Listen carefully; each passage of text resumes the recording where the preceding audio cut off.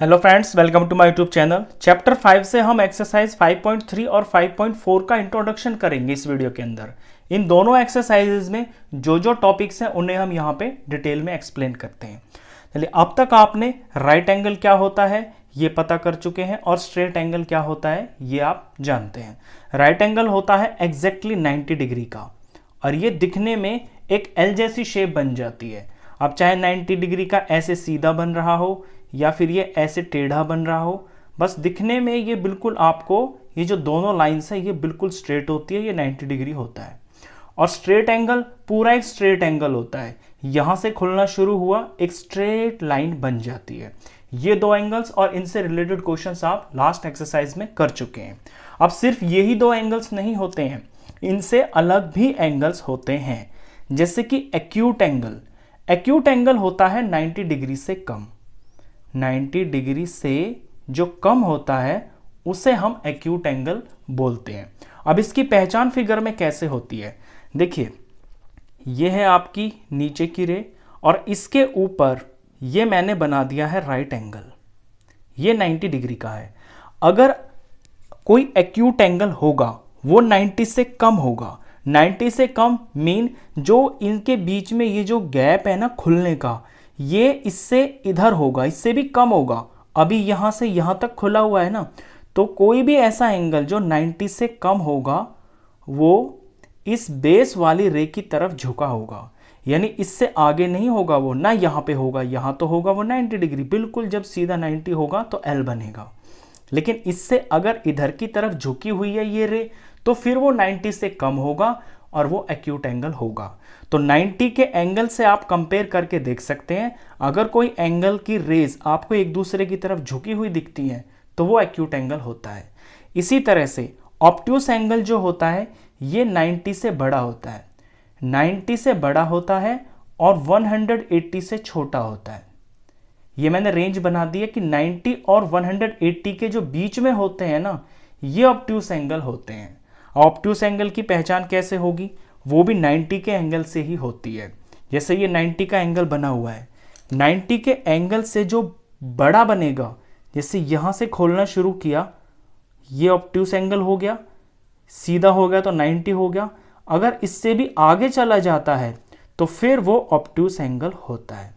तो obtuse angle की पहचान फिगर देखते ही हो जाती है। ये जो दो रेज होती है ना, ये एक दूसरे से दूर की तरफ फैली हुई होती हैं, यानी एल से भी ज्यादा खुल जाता है, ये ऑब्ट्यूस एंगल होता है। ऑब्ट्यूस एंगल मैंने बताया कि 90 और 180 के बीच में होता है। तो कोई भी ऐसी डिग्री जैसे कि 100 डिग्री है, 120 है, 135 है या 179 डिग्री भी है, वो भी ऑब्ट्यूस एंगल है। लेकिन जब ये खुलते खुलते खुलते सीधा ऐसे हो जाता है, बिल्कुल एक स्ट्रेट लाइन बन जाती है, तो ये स्ट्रेट एंगल बन जाता है। यहाँ पे 180 डिग्री पूरा हो जाता है। तो स्ट्रेट एंगल और राइट एंगल तो आप पहले जान चुके हैं। 90 से कम जो होगा वो एक्यूट एंगल होगा, 90 से जो बड़ा होगा और 180 से जो छोटा होगा वो ऑब्ट्यूस एंगल होता है। यानी 90 और 180 के बीच की जो डिग्रीज होती हैं वो ऑब्ट्यूस एंगल को डिफाइन करती है। इसके बाद रिफ्लेक्स एंगल समझ लीजिए क्या होता है। देखिए, रिफ्लेक्स एंगल के अंदर ये एंगल और भी ज़्यादा खुल जाता है। यहाँ पे अलग से बनाता हूँ मैं, ये एक रे है और इसी के ऊपर एक दूसरी रे पड़ी हुई है और उस रे को हम ऐसे खोलना शुरू करते हैं। तो अभी ये acute acute acute acute acute तक है, यहां बिल्कुल स्ट्रेट पहुंच गया तो ये राइट एंगल बन गया।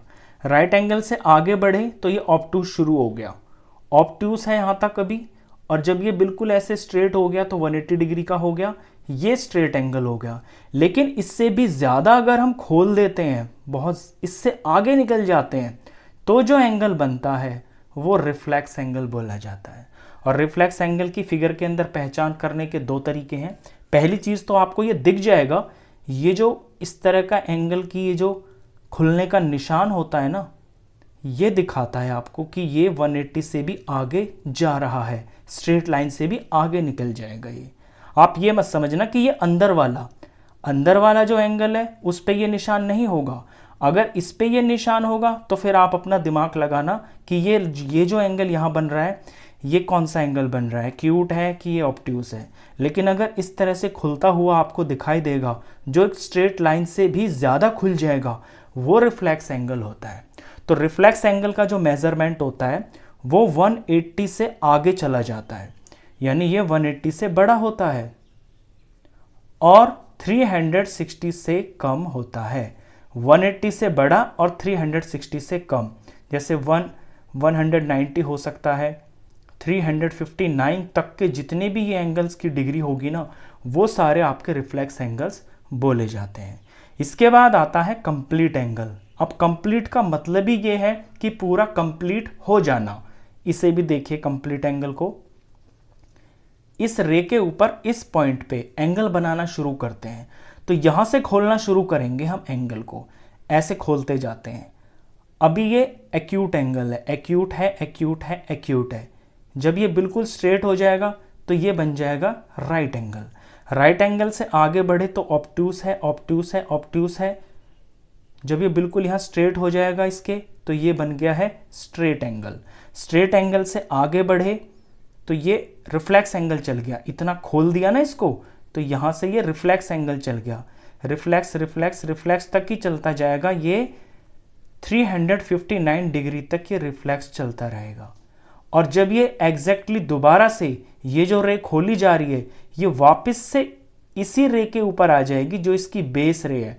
तो यहाँ पे ये जो पूरा चक्कर है ना, ये पूरा 360 घूम जाता है और यहाँ पे 360 पूरा हो जाएगा और रिवॉल्यूशन पूरा हो गया, यानी ये कंप्लीट एंगल हो गया, एंगल पूरा हो गया। अब 360 डिग्री का कंप्लीट एंगल होता है। यहाँ से यहाँ तक ये एक स्ट्रेट लाइन हो गई है 180 डिग्री, और फिर यहाँ से यहाँ तक ये 180 डिग्री हो गई है। ऊपर देखेंगे आप एक स्ट्रेट एंगल दिखाई देगा यहाँ से यहाँ तक, नीचे देखेंगे यहाँ भी एक स्ट्रेट एंगल दिखाई देगा। तो 180 प्लस 180 360 डिग्री हो जाता है। और इसकी पहचान भी ऐसी ही होती है, ये आपको इस तरह से दिखाई देगा। यहाँ से ऐसे पूरा सर्कल बना होगा यहाँ पे इस तरह से, और एक रे यहीं पे लगी होगी। इसका मतलब है ये रे यहाँ से खुलना शुरू हुई और पूरा एक चक्कर घूम गई और वापस यहीं पे आ गई। तो ये जो एंगल है ये 360 डिग्री का होता है। तो ये होते हैं आपके मेन एंगल्स। सबसे छोटा एक्यूट एंगल होता है 90 डिग्री से कम। 90 डिग्री का जो एग्जैक्ट होता है वो राइट एंगल होता है।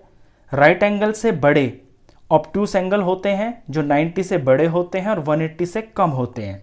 और जब 180 का हो जाता है तो वो एग्जैक्टली स्ट्रेट एंगल बोला जाता है।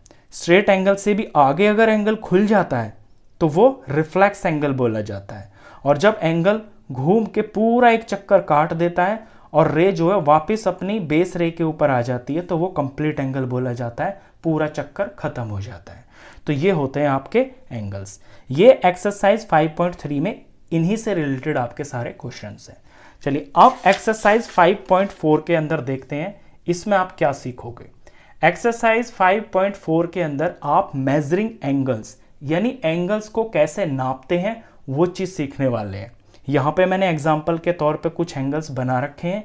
इनमें मेज़र करने के लिए हम डी का यूज़ करते हैं, और डी पे किन किन खास बातों का ध्यान रखते हैं उस चीज़ को आप भी ध्यान से फोकस करके देखना। देखिए यहाँ पे ये दो रेज हैं, ये एक एंगल बना हुआ है, ये कितने डिग्री का है ये हमें डी से पता चलेगा।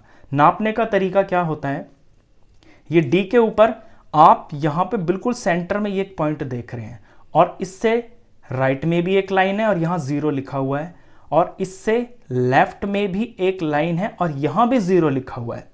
राइट में 0 से गिनती शुरू हो रही है और होते होते होते यहाँ पहुँच गई 180 डिग्री पे। लेफ्ट में 0 बाहर है, बाहर से गिनती शुरू हो रही है, गिनती शुरू होते होते होते 180 तक पहुंच गई। तो एक स्ट्रेट एंगल बना हुआ है यहाँ पे, ये तो आप समझ गए होंगे क्योंकि 180 डिग्री का स्ट्रेट एंगल होता है। अब नापते वक्त ये जो पॉइंट होता है ना ये वाला, ये एग्जैक्टली एंगल के वर्टेक्स पे टिकना चाहिए। अब आपकी जो रे है वो या तो राइट साइड में इस लाइन के ऊपर टिकेगी या फिर लेफ्ट साइड में इस लाइन के ऊपर टिकेगी। इसमें देखिए, इसको मैंने इसके ऊपर टिकाया एग्जैक्टली इस पॉइंट के ऊपर, और ये जो रे है ये इस एंगल में राइट की तरफ है। इसकी जो रे है ये राइट की तरफ है। अब मैं ये देखूंगा कि ये जो दो गिनतियां लिखी हुई है ना, इनमें 0 कहां पे लिखा हुआ है। क्योंकि जो एंगल स्टार्ट होता है ना वो 0 से होता है, यानी यहां से एंगल खुलना शुरू हुआ है तो यहां पे तो ये 0 डिग्री का है, खुलते खुलते खुलते कुछ इसकी वैल्यू बनी होगी, तो स्टार्टिंग पॉइंट तो 0 ही होता है ना। तो स्टार्टिंग पॉइंट 0 होता है तो डी के ऊपर मैं यहां पे ये देखूंगा कि 0 अंदर है कि बाहर है, क्योंकि यहां 0 भी लिखा है और 180 भी लिखा है।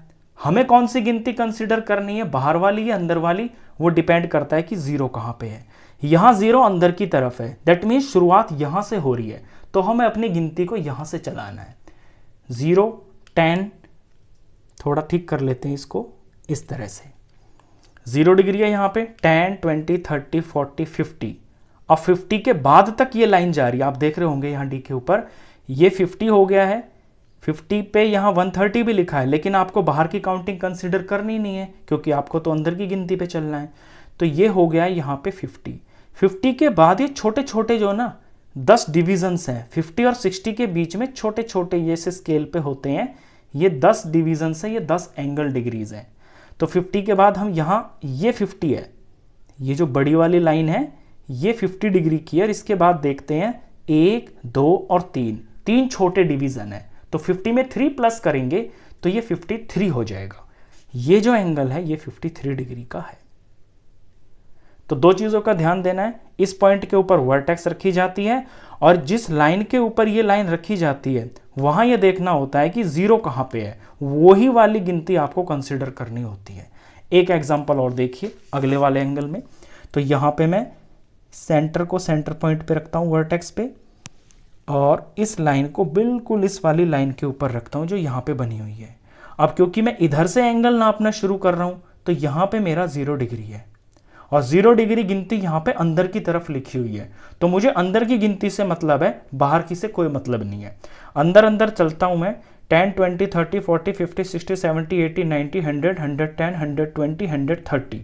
मैं 130 पे आ गया और ये 130 से भी आगे जा रही है लाइन, तो जो 130 है वो एग्जैक्टली यहां पे होगा, ये जो लंबी वाली लाइन है, और इसके आगे 1 और 2 ये 2 छोटे डिवीजन और बने हुए हैं, यहां से आगे जा रही है ना, तो 130 में 2 जोड़ेंगे तो ये 132 डिग्री का हो गया।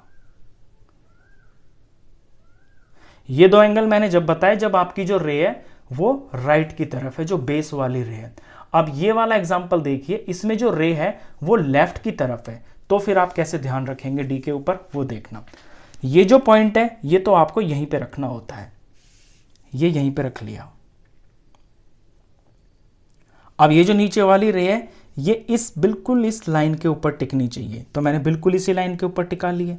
अब क्योंकि जो मेरा एंगल है वो यहां से स्टार्ट हो रहा है, तो दैट मीन्स ये 0 डिग्री है, यहां पे यहीं से तो खुलना शुरू हो रहा है एंगल, तो जहां से 0 होगा वहीं से तो शुरुआत होगी। अब यहां 0 आप बाहर या अंदर, ध्यान देंगे कि 0 कहां पे है, तो यहां जो 0 है वो बाहर वाली साइड है। इट मीन्स इस वाले क्वेश्चन में मुझे बाहर की गिनती को कंसीडर करना है, अंदर वाली गिनती से मुझे कोई मतलब नहीं है। तो बाहर बाहर चलेंगे इस बार, 10, 20, 30, 40, 50, 60, 70, ये एग्जैक्ट 70 पे आ रहा है, तो यहां पे ये 70 पे आ रहा है। इट मीन्स ये एंगल 70 डिग्री का है। बच्चे जो कंफ्यूज होते हैं इसके अंदर वो इसीलिए होते हैं क्योंकि यहाँ पे 2 गिनतियां लिखी होती हैं। बस आपको ध्यान देना है जहां से आपका एंगल खुलना शुरू हुआ है वो 0 डिग्री होता है, वही देखना है आपको कि 0 अंदर है या बाहर है, उसी गिनती को आपको कंसीडर करना है और उसी को आपको देख के यहाँ पे लिखना है। तो ये 2 ही चीजें हैं इसके अंदर। अब ये तो हो गए हैं आपके ये वाले एंगल्स, एक्यूट एंगल हो गया, इसमें ऑब्ट्यूस एंगल हो गया, ये है एक रिफ्लेक्स एंगल। इसकी शेप से आप पहचान गए होंगे, अभी अभी मैंने पीछे बताया कि रिफ्लेक्स एंगल की पहचान कैसे होती है। ये पूरा यहां 180 से भी आगे चला जाता है। देखिए ये मैंने जो गोल पार्ट लगा हुआ है ना इसमें घूमने वाला, ये तो एक स्ट्रेट लाइन है, तो यहां से और यहां तक तो ये 180 डिग्री का है क्योंकि एक स्ट्रेट लाइन है, इसे तो मेजर करने की भी जरूरत नहीं है। इससे आगे ये कुछ डिग्री है, तो इस पूरे रिफ्लेक्स एंगल की जो मेजरमेंट है उसे नापने का तरीका ये होगा कि ये आप स्ट्रेट लाइन खींच लेना एक डॉटेड, और अब आप सिर्फ इस एंगल को नापना कि ये कितना है। अब आपके लिए ये सब कुछ भूल जाइए, इधर से इधर ये सब भूल जाइए और बस इतने एंगल पे फोकस कीजिए। इस एंगल के अंदर अंदर कितनी डिग्रीज हैं वो आप गिन लीजिए, तो उसे हम नाप लेते हैं यहाँ पे।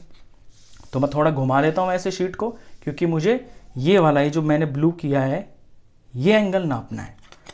तो इसके लिए मेरी जो रे ये राइट में आ रही है, तो मैं राइट में देखूंगा जीरो कहाँ पे है। पहले डॉट के ऊपर ये लाइन पॉइंट लगाऊंगा और लाइन के ऊपर बिल्कुल लाइन रखूंगा, और जीरो मेरा अंदर है तो मैं अंदर की गिनती को कंसिडर करूंगा।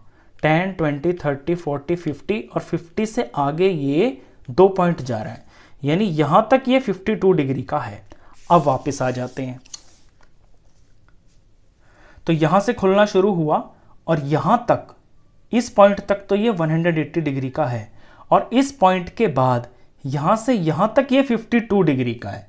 तो टोटल इसे ऐड कर लेते हैं, 180 और 52, ये 2 हो गया, 3 हो गया 13 का, और ये 2 हो गया। इट मीन्स ये 232 डिग्री का एंगल है यहां से यहां तक। ये आपका रिफ्लेक्स एंगल है। तो आई होप आपको एंगल्स को नापने का जो तरीका है और उसमें जो ध्यान देने वाली चीज़ें वो परफेक्टली समझ में आ गई होंगी।